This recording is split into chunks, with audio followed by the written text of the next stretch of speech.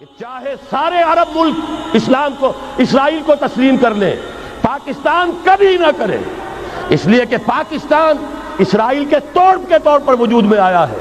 اللہ نے اسے اسرائیل کے وجود میں آنے سے 1 سال قبل وجود بخشا ہے۔ ہم کبھی تسلیم نہیں کریں گے۔ اصل میں تو جنگ ہمیں کرنی ہے، مقابلہ ہمیں کرنا ہے۔ وہاں تک تو ہماری فوجیں جائیں گی، حضرت مسیح کے ساتھ ہو کر لڑیں گی، حضرت مہدی کی مدد کریں گی۔ یہ سارا کا سارا رول تو اللہ نے ہمارے لیے رکھا ہے، لہذا کسی صورت عرب کر لیں، مجبور ہو چکے ہیں، بے بس ہو چکے ہیں، ان کا معاملہ جو بھی ہے وہ جانے، لیکن چاہے وہ تسلیم کر لیں، اسرائیل کو کسی صورت میں پاکستان تسلیم نہ کرے۔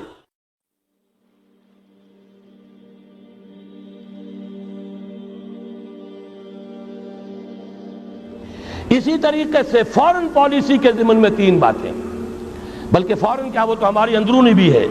یہ اجلاس حکومت سے مطالبہ کرتا ہے، ہمیں اللہ کا حکم ہے اعدوا لہم ما استطعتم، طاقت فراہم کرو، حکم ہے، فرض ہے، واجب ہے، اور اللہ تعالیٰ کا بڑا کرم ہے، اس نے ہمیں ایٹمک نو ہاؤ، اس کی صلاحیت عطا کر دی ہے، واحد ملک ہے دنیا کا۔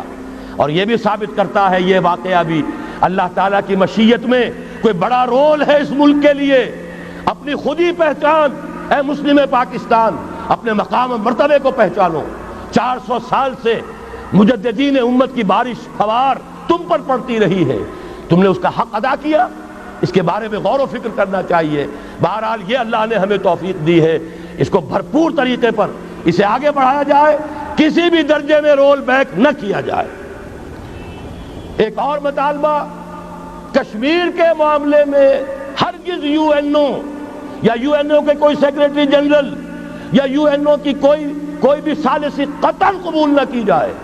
یو این او امریکہ کا زرخرید اور امریکہ یہودیوں کا غلام، لہذا اگر اس طرف آپ نے رخ کیا، یہ کشمیر کچھ اور ہو جائے گا، یہاں کوئی اسرائیل وجود میں آ جائے گا، کوئی یہودیوں کو اور امریکن کو قدم جمانے کا موقع مل جائے گا۔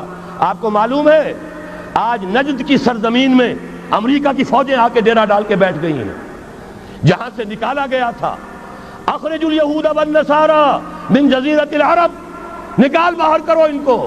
لیکن یہ کہ ان کی ڈپلومیسی، جس طریقے سے دانا پھینکا، جال بچھایا، صدام کو پھانسا، اس کے بعد جو کچھ کیا ہے، برکس نکالا عراق کا، اور عراق کا تو جو برکس نکلا سو نکلا، وہ اپنی فوجیں لا کر وہاں بٹھا دی، سارا تیل اب ان کے قبضے میں ہے۔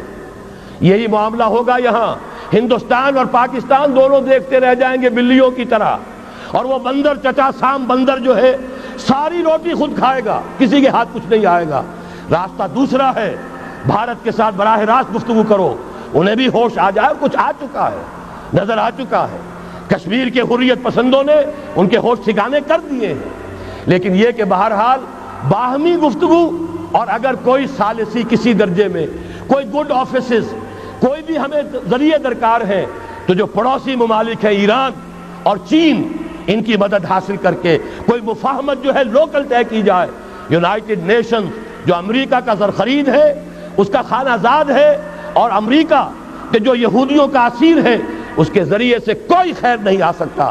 اور آخری مطالبہ کہ چاہے سارے عرب ملک اسرائیل کو تسلیم کر لیں، پاکستان کبھی نہ کرے، اس لیے کہ پاکستان اسرائیل کے طور پر وجود میں آیا ہے۔ اللہ نے اسے اسرائیل کے وجود میں آنے سے 1 سال قبل وجود بخشا ہے۔ ہم کبھی تسلیم نہیں کریں گے۔ اصل میں تو جنگ ہمیں کرنی ہے، مقابلہ ہمیں کرنا ہے۔ وہاں تک تو ہماری فوجیں جائیں گی، حضرت مسیح کے ساتھ ہو کر لڑیں گی، حضرت مہدی کی مدد کریں گی۔